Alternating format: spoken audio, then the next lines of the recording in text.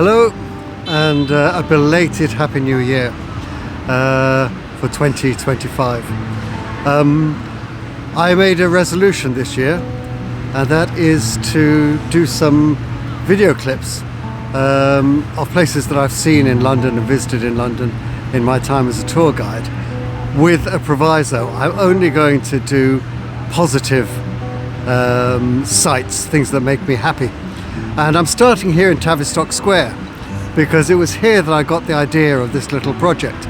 Because a few years ago, in just this little square here, where this tiny tent is, there was a big tent.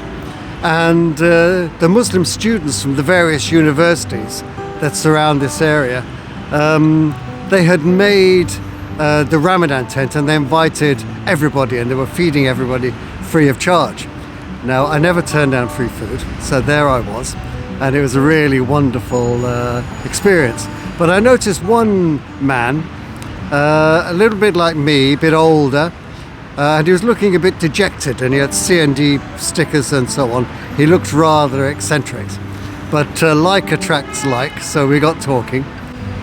Anyway, it transpired the reason for this man's deep depression was in his youth he'd been the aide to a senior statesman from the Indian subcontinent, and he was over here with this gentleman that he was working for, and there was a military coup d'etat in his country, and the statesman was tried in absentia, and against all advice he actually went back to his country to defend himself, but he was tried, found guilty and hung.